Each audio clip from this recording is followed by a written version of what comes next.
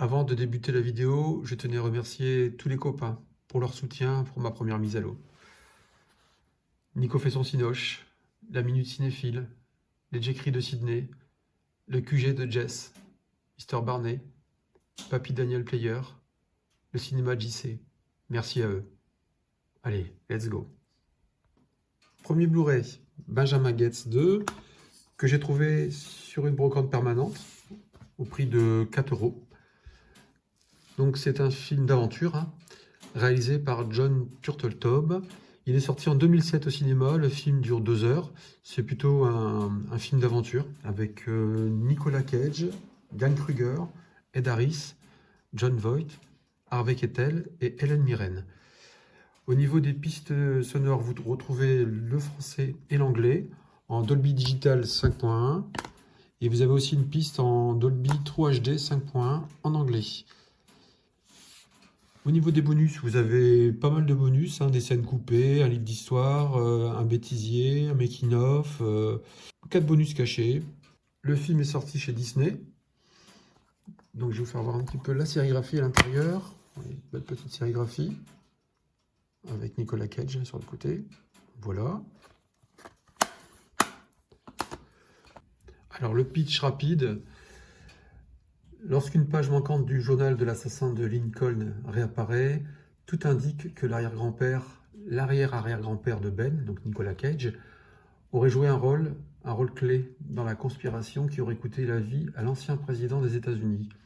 Déterminé à prouver l'innocence de son ancêtre, Ben se lance alors dans de nouvelles aventures. Le film n'est pas prétentieux pour un sou, il se laisse voir. Les décors rappellent un peu les films comme Alan Quatermain ou encore les Goonies. Petite info, lors des 28e cérémonies des Razzie Awards, pour désigner les pires films 2007, tenues le 23 février 2008 à Santa Monica en Californie, le film a reçu 2 nominations négatives. Nicolas Cage a été nommé pire acteur et John Voight a été nommé pire acteur dans un second rôle. Malgré tout, le film, pour un budget de 125 millions de dollars, a rapporté rien qu'aux États-Unis quasiment 220 millions de dollars et dans le monde entier quasiment 238 millions de dollars. Donc comme quoi, hein, même si il a eu des mauvaises récompenses, il a bien marché au cinéma. On va passer au prochain film. Mélodie en sous-sol, donc je l'ai acheté chez Cultura avec l'offre 2 achetés plus 1 offert.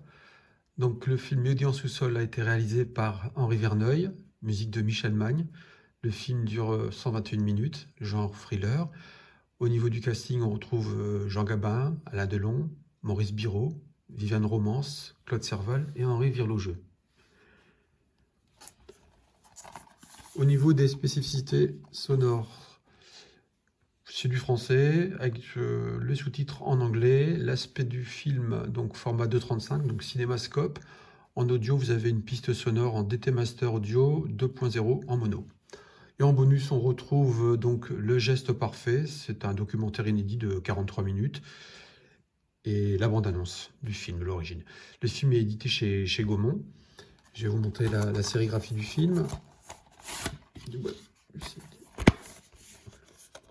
Donc, on peut voir Gabin et Delon en couleur. Donc, voilà, on va passer au résumé du film.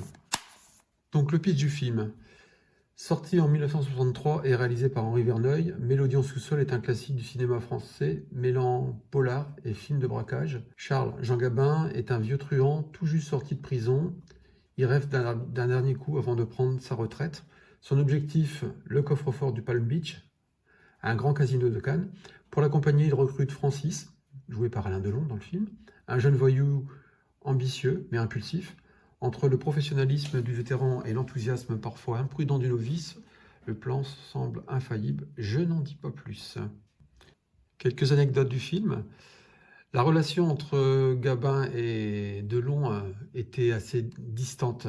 Gabin était très attaché au code du cinéma traditionnel. Il voyait d'un œil un peu sceptique la jeune génération d'acteurs incarnés par Delon, entre autres, dans ce film-là. Et durant le tournage, Jean Gabin et Michel Audiard se brouillèrent au point que le comédien refusa de jouer dans Les Tontons Flingueurs.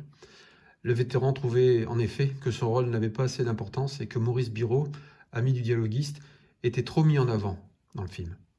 Tourné à Cannes, réalisme garanti, les scènes du casino Palm Beach ont été filmées sur place, donnant une authenticité et un cachet unique au film, renforcé par la mise en scène et précise d'Henri Verneuil et la musique de Michel Magne. Alain Delon, un acteur de renommée internationale, souhaitait rehausser sa popularité auprès du public français, qui à l'époque favorisait plus Jean-Paul Belmondo. La réussite d'un Saint-Jean-d'Hiver, film tourné par son rival l'année précédente avec Jean Gabin et Henri Verneuil, a donc constitué l'une des motivations pour sa participation à Mélodie en sous-sol. Alain Delon et Jean Gabin partageaient une profonde affection l'un pour l'autre. Leur complicité les a conduits à se retrouver à 2 reprises. D'abord pour le film Le Clan des Siciliens, réalisé en 1969 par Henri Verneuil, et 2 hommes dans la ville en 1973, film réalisé par José Giovanni. Resté fidèle à la mémoire de Gabin, Alain Delon a assisté à la dispersion des cendres de ce grand artiste en mer le 19 novembre 1976. Le film est sorti en salle le 13 mars 1963 et il a totalisé un nombre d'entrées de 3 518 083 entrées. On va passer au prochain film. Safari, film trouvé en solderie, réalisé par Olivier Barrault. Il est sorti en 2009, le film dure 1h40. Au niveau de la distribution, Cadmerade, Lionel Abelanski, Valérie Benguigui, Frédéric Bell et Guy Lécluise. Au niveau du langage, c'est du français, Dolby DTS 5.1, sous-titres français et anglais. Les bonus comparatifs, film storyboard, hors piste, les dessous d'un tournage, ça dure 80 minutes, circuit étape par étape, 15 modules de making-of, ça dure 33 minutes, circuit alternatif, c'est des fausses bandes annonces, interview exclusive du gorille, ça va être sympa ça. Les effets spéciaux, galerie de photos, teaser et la bande-annonce. Elle a été éditée chez Pathé. Au niveau de la sérigraphie du DVD, du Blu-ray, pardon, on retrouve Cadmerade avec le titre Safari. Vous voyez. Donc un petit pitch du film, hein. La comédie suit donc 6 touristes français qui entreprennent de découvrir l'Afrique du Sud et les contrées extraordinaires via un safari. Pour cela, ils seront guidés par Richard Dacier, qui prétend connaître l'Afrique comme sa poche. Toutefois, le guide ne va pas tarder à montrer ses nombreuses limites. Quelques anecdotes. Alors, face à une nature parfois agressive, Olivier Barrault, le réalisateur, a déclaré que tous les matins, l'équipe se passait un coup de bombe antitique. Les acteurs ont pu subir quelques frayeurs. Hein. La plus mémorable reste cette attaque de fauves qu'ont failli connaître Cadmerade et Lionel Abelanski. Le lion qui se trouve dans le film s'est blessé au front en heurtant sa cage lors de son transport en camion qu'il menait vers le tournage. La douleur l'a donc rendu un peu agressif, ce qui fait qu'il n'a pas toujours été facile de le dresser durant certaines séquences. Les 2 acteurs ont donc eu quelques sueurs froides lorsqu'il a sauté de tout son poids sur le capot de leur minibus, alors qu'ils étaient juste séparés par le pare-brise. Et Valérie Benguigui a eu affaire à un serpent apprivoisé qu'on avait introduit dans son sac à dos pour les besoins d'une séquence. Sauf que le reptile, il a refusé de sortir avant de finalement s'enrouler dans les cheveux de l'actrice. Décidément, encore rien ne va.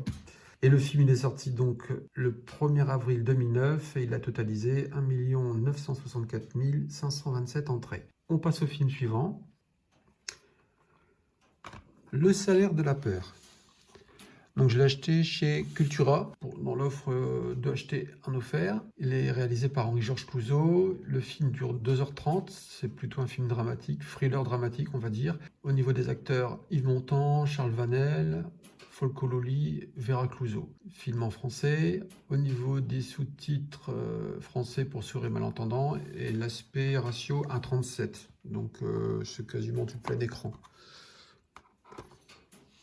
En bonus, on retrouve Regard croisé sur le salaire de la peur, ça dure 19 minutes. L'extraordinaire ambition d'Henri-Georges Clouzot, ça dure 20 minutes. Aux sources du choc original, ça dure 17 minutes. Souvenir d'Yves Montand, 2 minutes. Et la restauration du film, ça dure 7 minutes. Plus la bande originale du film.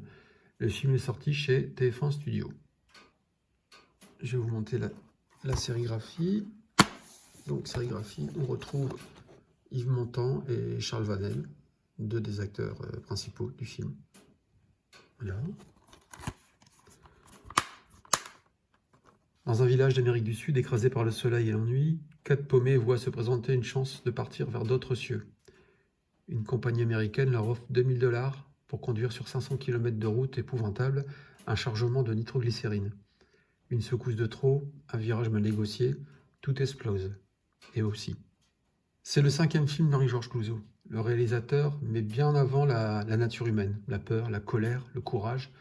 Le Salaire de la peur met en scène notamment Yves Montand et Charles Vanel, Folko Lully et Peter Van Eyck, lancés dans une course à la mort au volant de 2 camions chargés de nitroglycérine. Le film a obtenu une palme d'or bien méritée. Le Salaire de la peur a remporté la palme d'or à Cannes en 1953. Puis l'Ours d'or à Berlin, un doublé très rare qui a confirmé son statut de chef-d'œuvre. Une petite anecdote, 2 petites anecdotes on va dire. Du suspense, un tournage infernal. Henri-Georges Clouzot voulait un réalisme extrême, ce qui a transformé le tournage en véritable épreuve. Les conditions en Camargue, où le film a été tourné, et non en Amérique latine, comme l'histoire le suggère, étaient rudes. Chaleur étouffante, tension sur le plateau, et un Clouzot intransigeant qui faisait refaire les scènes à l'infini. Clouzot, le Hitchcock français. Le film est souvent comparé au thriller d'Hitchcock pour sa tension extrême. Ironiquement, Clouzot a devancé le maître du suspense, en achetant les droits du roman Les Diaboliques, avant lui, ce qui a privé Hitchcock d'un projet qu'il convoitait. Le film est sorti au cinéma le 22 avril 1953 et il a totalisé plus de 6 900 000 entrées, donc c'était un gros succès.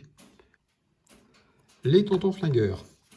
Acheté à la Fnac 15 € avec l'opération de acheter le 3e offert. Donc le réalisateur du film, Georges Lautner, musique de Michel Magne. Le film est sorti en 1963 et dure 111 minutes, avec pour la distribution Lino Ventura, Bernard Blier, Jean Lefebvre, Francis Blanche, Claude Rich et Robert Dalban. Film en langue française avec les sous-titres français. Et au niveau du format de l'image, c'est du 1,66. Au niveau des bonus, on retrouve les commentaires audio de Georges Lautner et Valentino Valentini. Il était une fois les Tontons Flingueurs, un documentaire de 52 minutes. La cuisine des tontons, le récit du tournage, 23 minutes. Les secrets des tontons, un documentaire de 22 minutes. Il y a aussi un entretien avec Georges Lautner sur Michel Audiard, 18 minutes. Et un retour sur la restauration en 4K des tontons, 20 minutes. Et la bande-annonce de l'époque en HD. Et le film est sorti chez Gaumont. Je vais vous montrer la sérigraphie du CD. Voilà. Un beau face-à-face, Ventura, Blier, excellent. Un petit pitch du film. Donc Fernand Naudin, joué par Lino Ventura, un ex-truand rangé des voitures, se retrouve malgré lui à la tête d'un empire criminel. Avant de mourir, le Mexicain, un ancien complice, lui confie une mission. Prendre soin de sa progéniture, Patricia, et de ses affaires, un peu nébuleuses. Pas de bol, les affaires ne sont pas de tout repos, et les rivaux ne tardent pas à lui chauffer les oreilles. Entre bastons absurdes, dialogues ciselés et beuveries mémorables, Fernand doit jongler entre une bande de bras cassés, une belle fille insupportable et des gangsters pas très futés. Tout ça, pourquoi? Pour finir à essayer de gérer un business qui lui donne plus de migraines que de bénéfices. Quelques anecdotes savoureuses.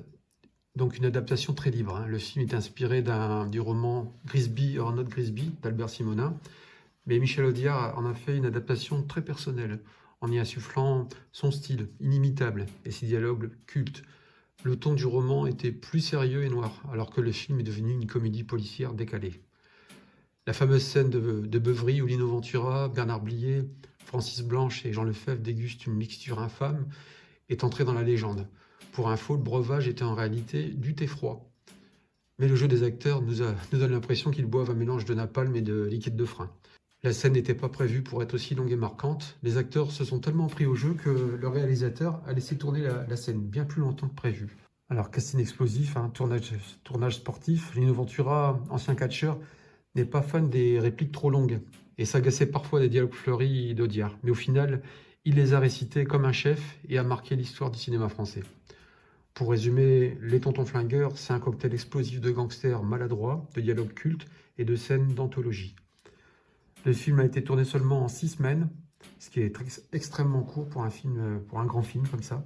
Il reste toujours aussi savoureux, ça c'est mon avis, même après plusieurs visionnages. Il est sorti au cinéma le 27 novembre 1963 et il a totalisé 3 121 121 entrées, exactement. Bon, pour en terminer aujourd'hui, je vais vous présenter rapidement un coffret bourré que j'ai acheté chez Cultura.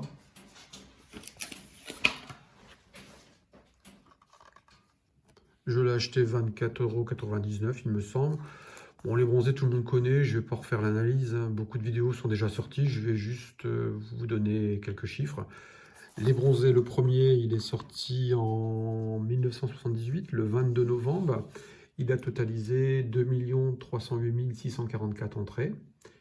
A priori, il a été diffusé 14 fois à la télévision, d'après les sources Wikileaks.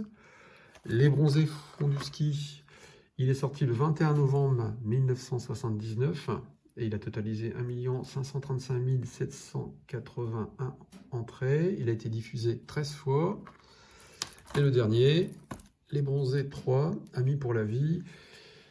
Il est sorti le 1er février 2006. Il a totalisé 10 355 930 entrées. Il a été diffusé 7 fois. Donc, moi, mon préféré, ça reste les bronzés font du ski. Dites-moi en commentaire votre préférence. J'aimerais bien savoir ou vos préférences par rapport à cette trilogie. Voilà, donc c'est tout pour aujourd'hui. J'espère que cette vidéo vous a plu. Merci d'avoir pris le temps de découvrir ces bourrées avec moi. Si vous avez apprécié, n'hésitez pas à liker et à vous abonner pour ne rien manquer de mes prochaines analyses. Et à très bientôt pour de nouvelles découvertes en bourrée.